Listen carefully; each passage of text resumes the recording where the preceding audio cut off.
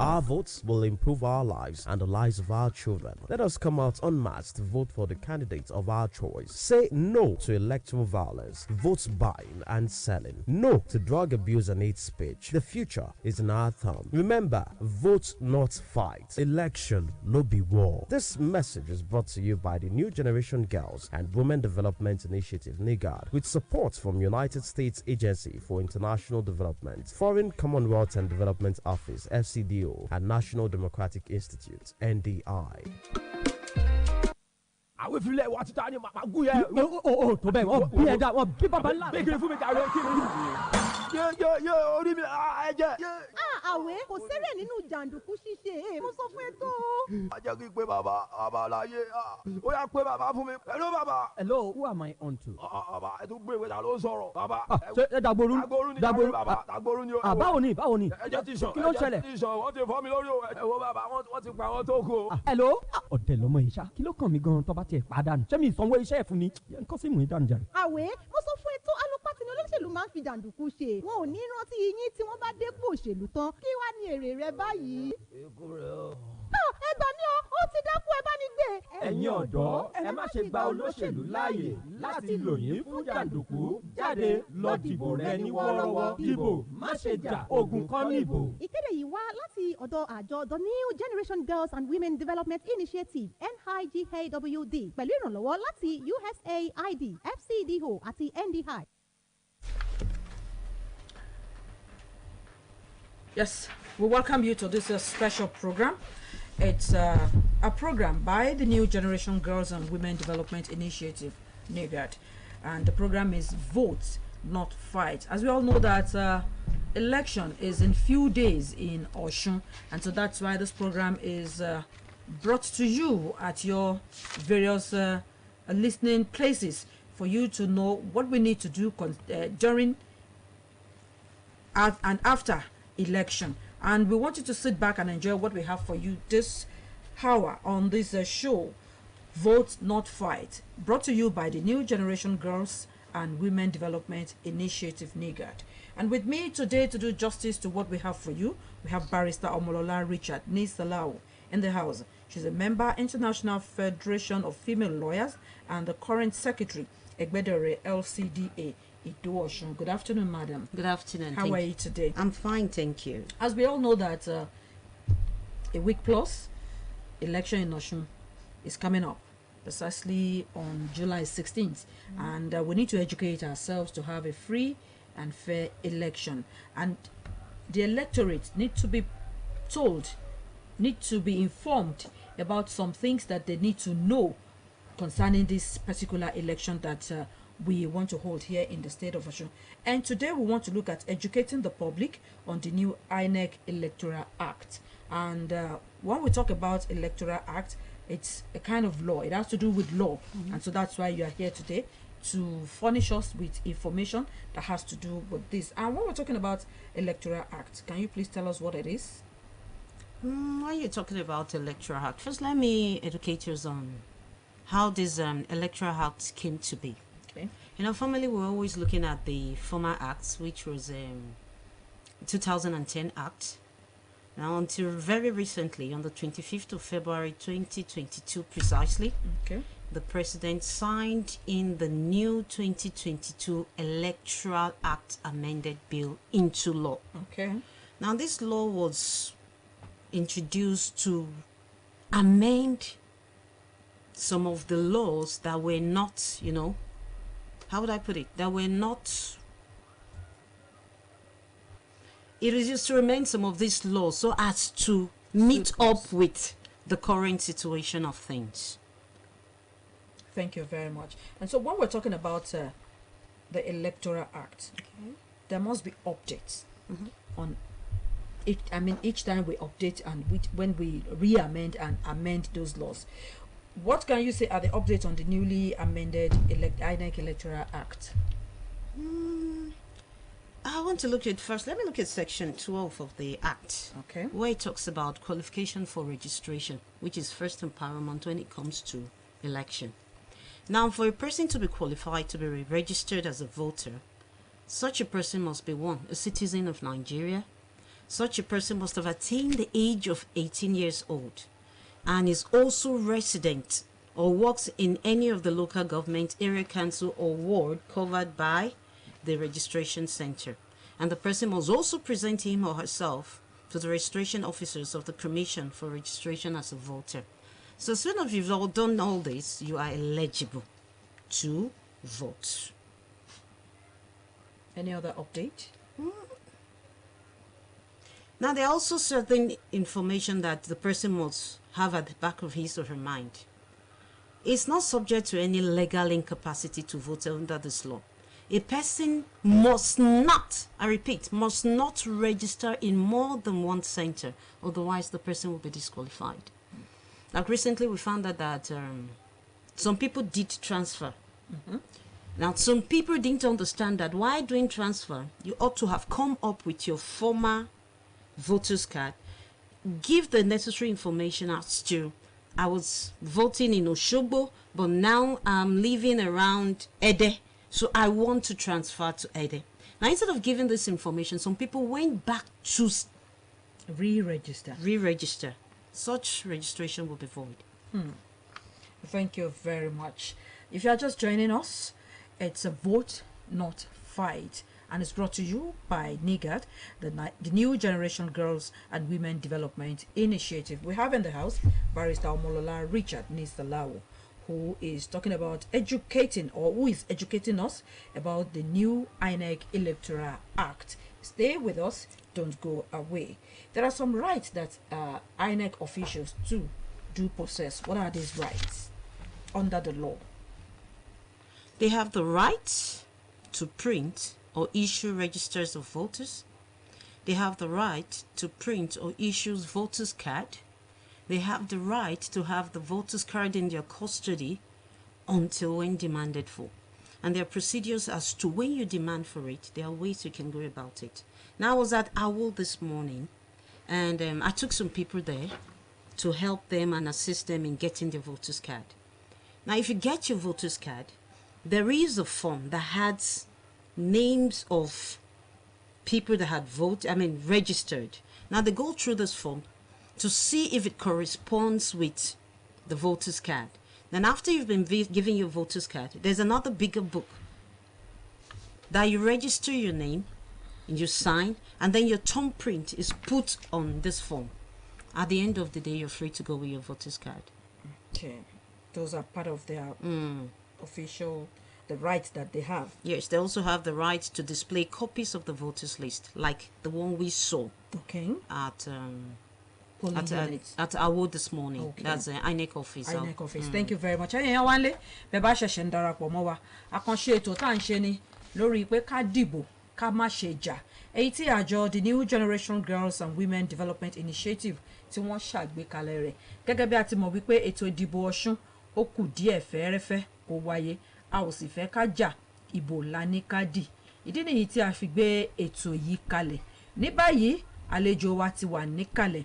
Àwọn náà ni agbẹjọ́rò Ọmọlọ́lá Richard ọmọ Salawu tí wọ́n jẹ́ ọmọ ẹgbẹ́ International Federation of Female Lawyers, kan lára àwọn ọmọ ẹgbẹ́ agbẹjọ́rò lóbìnrin ni wọ́n sì tún jẹ́ akọ̀wé ẹgbẹ́dọ̀rẹ́ LCDA Ìdó Ọ̀ṣun lọ́wọ́lọ́wọ́ báyìí. A fẹ́ wo kí ni ẹ̀kọ́ tí wọ́n kọ́ wa lónìí ó ní ṣe pẹ̀lú àwọn ìwé òfin tí àjọ INEC eléyìí tí a ṣẹ̀ṣẹ̀ túnṣe tí olórí orílẹ̀-èdè yìí tí wọ́n buwọ́lù láìpẹ́ yìí. Kí ni àwọn àtúnṣe tó dé bá ìwé òfin yìí?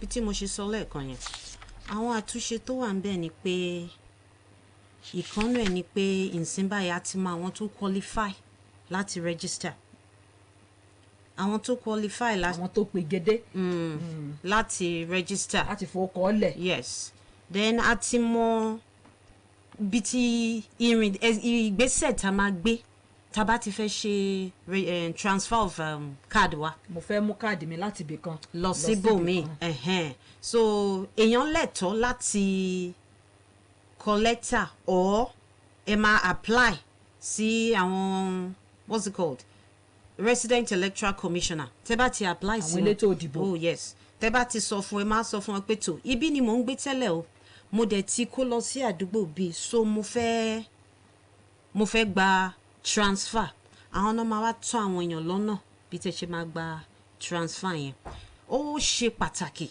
because mix up máa ń pọ̀ lọ́rọ̀ transfer yẹn ẹlòmíì á kàn rò pé òun á kàn dédé lọ ṣe transfer at the end of the day káàdì ẹ lè má jáde because lábẹ́ capturing wọ́n ti rí i pé o ti wà ń bì kan tẹ́lẹ̀ tó ń bá tó wá dẹ̀ dédé dìde o tó wá lọ ṣe mí ó ti di pé o ti ṣe méjì bẹ́ẹ̀ yẹn. kí ló yẹ kẹ́ni tó fẹ́ fi káàdì rẹ̀ sí àdúgbò mi kí ló yẹ kó ṣe. ó yẹ kó lọ apply kó sì sòótọ́ fún wọn. ó dẹ̀ sì sòótọ́ fún wọn pé ẹ wo ibi tí mò ń gbé tẹ́lẹ̀ bí Sokoto ló wà tẹ́lẹ̀ ó ti wá sí Òṣogbo ọ́ ẹ jẹ́ ká súnmọ́lé bí Ẹdẹ ló ń gbé tẹ́lẹ̀ ó ti wá fẹ́ wá sí Ìdó Ọ̀ṣun á apply á dẹ̀ sọ fún wọn pé ẹ wo ibi tí mò ń gbé tẹ́lẹ̀ ní o á dẹ̀ fi hàn wọ́n ní káàdì tó wà lọ́wọ́ ẹ̀ wọ́n máa wá wo information orí ẹ̀. kì í ṣe pé yóò kàn déédéé lọ pé mo fẹ́ gba káàdì ìdìbò mi ẹ ṣeun àdúpẹ́ kí ni àwọn ẹ̀tọ́ tí àwọn òṣìṣẹ́ INEC gangan tí wọ́n gbé dání lábẹ́ òfin. ẹ̀tọ́ wọn pọ̀ àwọn ni wọ́n ní agbára láti píríǹtì láti tẹ àti láti fún àwọn èèyàn ní voters card káàdì ìdìbò thank you àwọn tún ni wọ́n ní ẹ̀tọ́ láti gba voters card sọ́wọ́ láti nígbà tó bá jáde kí àwọn tó ní kó tó máa yọjú and then wọ́n tún ní policy kan wọn ò ní fún ẹlòmíì àfi tí wọ́n bá rí ìwọ tó ní káàdì ẹ gangan so má sọ pé mi ò lè ọmọ mi ni lọ bá mi gbà wá kò possible kò ṣeé ṣe ẹ ṣeun àdúpẹ́ thank you very much now let's ask the rights of the voters. Okay. Well, after this break I guess we have another guest but after this break the guest will have to sit down so that we can continue. tani màá gún yẹ. o tó bẹ́ẹ̀ wọ́n bí ẹja wọ́n bí bàbá ńlá. gbẹ̀gẹ̀ fún mi jà lọ kí ni. yé orí mi ẹ̀jẹ̀. àwẹ̀ kò sẹ́rẹ̀ nínú jàǹdùkú ṣíṣe mo sọ fún ẹ tó. a jẹ́ kí n pe bàbá aláyé ó yà pé bàbá fún mi. hello bàbá. hello who am I on to. bàbá ẹ tún gbé ìwé ta ló ń sọ̀rọ̀. bàbá ṣe Dagboru Dagboru bàbá Dagboru ni o. báwo ni ẹ̀jẹ̀ ti sọ kí ló ń ṣẹlẹ̀. ẹ̀jẹ̀ ti sọ wọ́n ti fọ́ mi lórí o. ẹ wo bàbá wọ́n ti pa àwọn tó kù o. hello ọ̀dẹ̀ ló mọ̀ ẹ́ ṣá kí ló kàn mí gan-an tó bá tiẹ̀ padà nù. ṣé mi ìsanwó iṣẹ́ ẹ̀ fún mi nǹkan sì mọ̀ ẹ́ dànù jẹrẹ. àwẹ̀ mo sọ fún ẹ tó alopati ni olóṣèlú máa ń fi jàǹdùkú ṣe wọn ò ní rántí yín tí wọ́n bá dépò òṣèlú tán kí wàá ní èrè rẹ báyìí. ikú rẹ o. ẹ gbà mí o ó ti dákú ẹ bá mi gbé.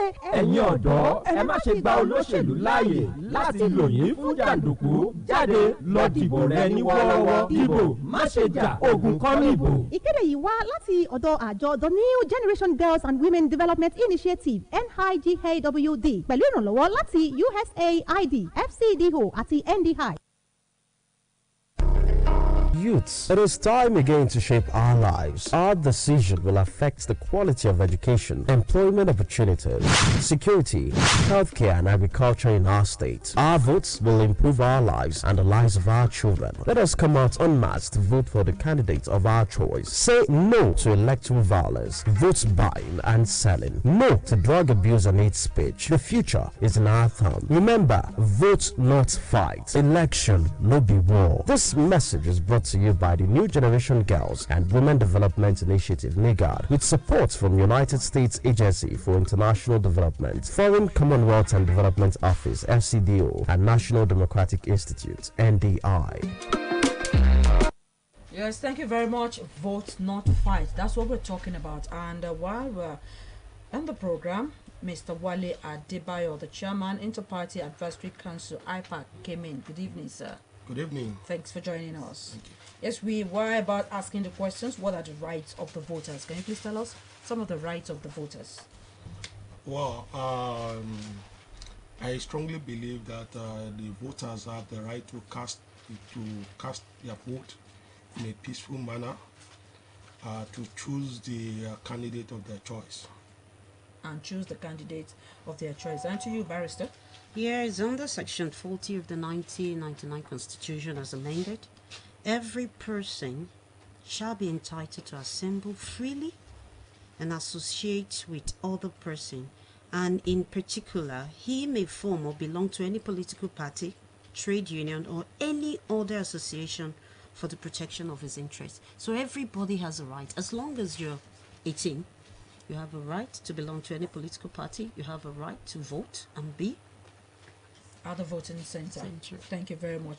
Now let's talk about the political agents, the party agents at, on election day at various political polling booths. Let's look at their rights. What are the rights? Because you see, some do not even know why they are there. Some are just there sitting down. Some are there to foment trouble. Some are there to do all and manner of things. What are their rights, Barrister? During elections, there are certain people that are not supposed to be seen within the premises of the polling unit. Okay. They have the right to be there. They are what? Party agent. They are representing the interests of their party. So while they are there, they have the right to coordinate, assist their party members. They have the right to coordinate and assist their party members. Yes. Thank you very much, Mr. Wale Adebayo. Well, the right of party agent is to protect the vote cast for the party, to protect the candidate interest at the poll. That's just the right of the... Yes. Okay, anything contrary to that? No, they are not there to, to canvass for votes? No, they are not there. Thank you very much. Or to share money. Or to share money. Yeah. Or to sell votes or to buy votes. No. And they are not there to instigate trouble. Okay, thank you very much. And lastly, let's look at the security officials on election day at various polling units. What are their rights? I think their rights include getting enough protection. Okay. Yes. For them to be there, the authorities would have put in enough measure to make sure nothing happens to them physically, even after all the votes had been collected. Now sometimes they are even assisted to their various destination. Okay. Thank you. Mr. Wale Adebayo, do you have any other contribution to the rights of the security personnel? The right of security personnel in election cannot be overemphasized. Among those rights are the right to guarantee peace and safety throughout the election process, restore peace and safety after disorder that may be engendered by the limitation of consistency, safeguarding the security of personnel, materials and values for voting registration, ensuring the security of sensitive election materials at voting and collating centers, ensuring that politicians do not intimidate, corruptly induce or manipulating electorate at voter registration and polling units. Ẹ ṣeun adúpẹ́ gbogbo fún ìfẹ́ títẹ̀ sọ yìí ẹ wàá sọ lédè Yorùbá pé kí ni ojúṣe àwọn agbófinró lọ́jọ́ ìdìbò? Ojúṣe àwọn agbófinró ní ọjọ́ ìdìbò kò ní wípé at least àwọn olùdíje wọ́n ní oore ọ̀fẹ́ àti àǹfààní láti jáde lọ láti ní kó tó di ọjọ́ ìdìbò gangan láti lọ campaign fún àwọn èèyàn pé láti polongo ìbò pé nǹkan báyìí ni mo fẹ́ ṣe fún ìlú, nǹkan báyìí ni mo fẹ́ kàn ṣe fún mi, nǹkan báyìí ni mo fẹ́ ṣe, nǹkan báyìí ni mo fẹ́ fún ìdàgbàsókè ìlú. Lẹ́yìn ìyẹn kọ́ lẹ́yìn ìlérí. Lẹ́yìn ìlérí ò ní pé lẹ́yìn ìgbà yẹn pé gbogbo àwọn nǹkan tí wọ́n fẹ́ lò fún ìdìbò pé kí wọ́n rí dájú pé wọ́n dé ibi tó yẹ kó dé tí ò sí pé àwọn kan á lọ jàgbà lọ́nà. Ẹ ṣeun àdúpẹ́ ẹ̀yin èèyàn wá lé bẹ́ẹ̀ bá fẹ́ darapọ̀ mọ́ ètò yìí dìbò má ṣe jà èyí tí àjọ New Generation Girls and Women Development Initiative tí wọ́n ṣe agbátẹrù rẹ̀ tẹ́ bá ti ṣe tán tẹ́ fẹ́ pè ẹ pè sórí nọ́mbà ilé iṣẹ́ wa èyí tí ẹ máa ń pè sí 08157775777 nọ́mbà tí ẹ ó pè sí òun náà ni a ti sọ yìí bẹ́ẹ̀ náà ni tí ẹ bá ní ìbéèrè kan tàbí ohun kan tí ó wà lọ́kàn yín ẹ ṣe ẹ béèrè fún. If you're just joining us and you have one or two questions to ask us, just call to 08187775777. We're expecting your calls. Vote, not fight. And we are looking at the new INEC Electoral Act. That's what we are looking at today. And we have two people in the house who have been educating us on the rights of people. Hello, good afternoon. Hello. Good evening. What's your name? Hey, we lost that call. This is not time for jokes or play. It's a serious business. So you can make your call straight to 08187775777. Okay. Hello?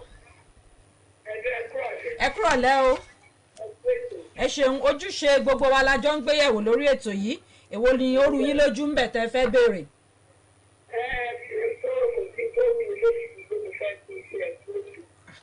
Ẹ ṣeun a dúpẹ́ o. Ọlọ́run á ràn wá lọ́wọ́.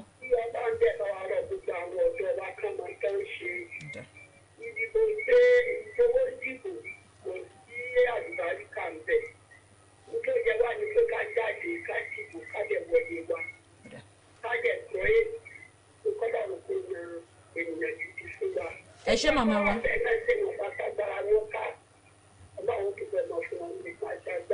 Àmín.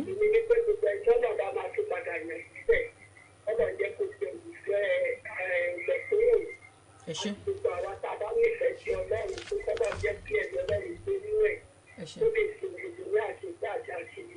Àmín orúkọ yín. Ẹ ṣé orúkọ yín ibi tẹ́ ẹ ti pè wá.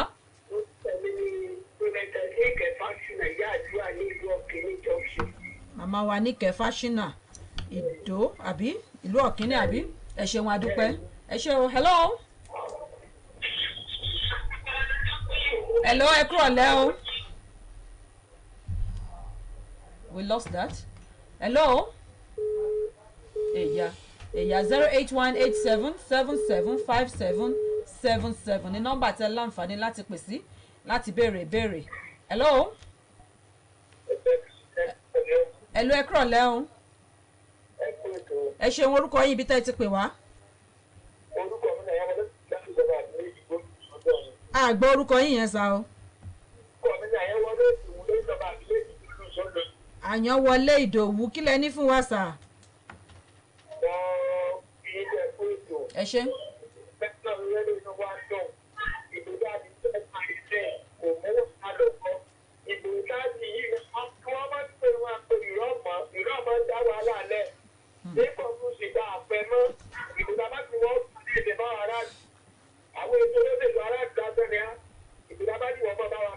Ó dáa. Ẹ ṣeun adúpẹ́ bàbá wa Àyànwọlé Ìdòwú láti Ìsúndùnrin adúpẹ́ lọ́wọ́ yín. A ní àǹfààní láti gba ìpè kan sí kó tó di pé a máa lọ lórí ètò yìí 08187775777. Hello. Hello ẹ kúrọ̀lẹ́ o. Orúkọ yìí ibi tẹ́ ẹ ti pè wá ní kankan ìṣẹ́jú kan. Láti Ògbómọ̀ṣọ́ ìṣẹ́jú kan.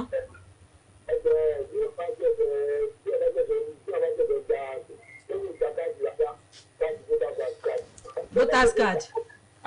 Ẹ gbọ́ ẹ dá wọn lóhùn láàrin ìṣẹ́jú kan ká máa lọ. Téèyàn bá ṣẹ̀ṣẹ̀ fẹ́ gba káàdì ṣó ṣeé ṣe mọ́? Fún ìdìbò tá a fẹ́ dì í kò ṣeé ṣe mọ́ ṣùgbọ́n fún ìdìbò 2023 ó ṣeé ṣe. Mo fẹ́ dúpẹ́ lọ́wọ́ gbogbo ẹ̀yin tẹ́ ẹ pè wá lórí ètò lónìí àdúpẹ́ lọ́wọ́ yín. Àwọn àlejò mi agbẹjọ́rò Ọmọlọ́lá Richard Ọmọsàláwù mo dúpẹ́ lọ́wọ́ yín láti ẹgbẹ́ International Federation of Female Lawyers wọ́n tún jẹ́ akọ̀wé ẹgbẹ́dọ̀rẹ́ LCDA Ìdú Ọ̀ṣun mo dúpẹ́ lọ́wọ́ yín. Mr. Wale Adébáyọ̀ alága Interparty Advisory Council IPAC, thank you so very much for coming on the show. I want to thank the producer of the program, Debo Adepoju, and the executive producer, Rashid Folaranmi. My name is Titi Lokpe Ajiboye. Do join us again on Friday for a fresher edition of the program. That's 2:32. That's 5 o'clock. Yes. 5 o'clock to 5:30. Until then, don't forget, do not fight. Àwẹ̀ kò sẹ́rẹ̀ nínú jàǹdùkú ṣíṣe. Mo sọ fún ẹ tó. A jẹ́ kí n pe bàbá láyé.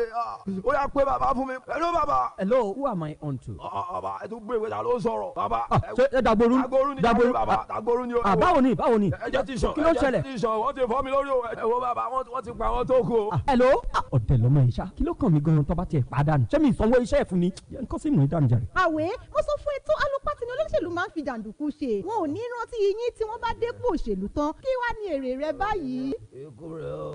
Ẹ gbà mí o, ó ti dákú ẹ bá ní gbé. Ẹ̀yin ọ̀dọ́ ẹ má ṣe gba olóṣèlú láàyè láti lò yín fún jàǹdùkú. Jáde lọ dìbò rẹ ní wọ́ọ́rọ́wọ́. Dìbò má ṣe jà, ogun kọ́ níbò. Ìkéde yìí wá láti ọ̀dọ̀ àjọ The New Generation Girls and Women Development Initiative NIGAWD pẹ̀lú ìrànlọ́wọ́ láti USAID, FCDO àti NDI.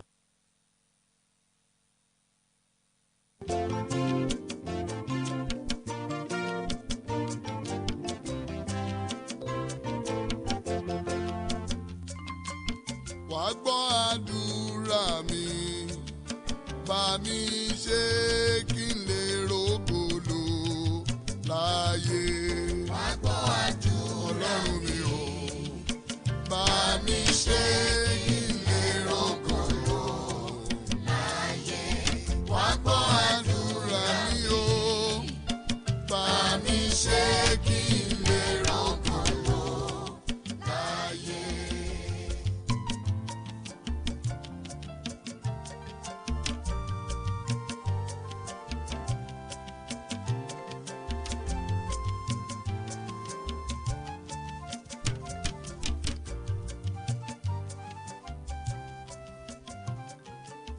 Wàá gbọ́ àdúrà mi Ọlọ́run mi o, bá mi ṣe kí n lè rógòlò láyé. Bàbá wàá gbọ́ àdúrà bá mi. From Osogbo to Lagos, from Lagos to Abuja, from Abuja to Enugu. Indeed, in every nook and cranny of Nigeria, OSBC Radio 2 is there for you. Ẹ bá mi kí o, ó kú iṣẹ́ mi. Jàre bá mi kí o, ó kú iṣẹ́ mi. Ẹ bá mi kí o, ó kú iṣẹ́ mi. Jàre bá mi kí o, ó kú iṣẹ́ mi. Arúgbó ọjọ́, àgbàlagbà òye, ìràwọ̀ tó ju ìràwọ̀ lọ. Ọmọ Màríà, ó mú mi láàrin àkìtàn. Ó fàdé ewúrà dé mi lórí. Ó pẹ̀lú ẹlẹ́gàn mọ́ o. Ọ̀rọ̀ mi wá daríyànjiyàn. Jàre bá mi kí o, ó kú iṣẹ́ mi. Mo kí gbogbo olùgbọ́ mi jákèjádò ní gbogbo ibi tí ẹ ti ń láǹfààní láti gbóhùn mi àti láti gbọ́ mi. Pastor Dẹ́kunlé Epaphras, wòlíì yín ni ti ìjọ Comfort Life Mission International.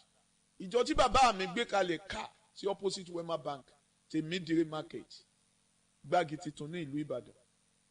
Gbogbo ẹ̀yin ọmọ Ọlọ́run, mi ní tàn yín, oṣù keje náà ti gbé bọ́dí.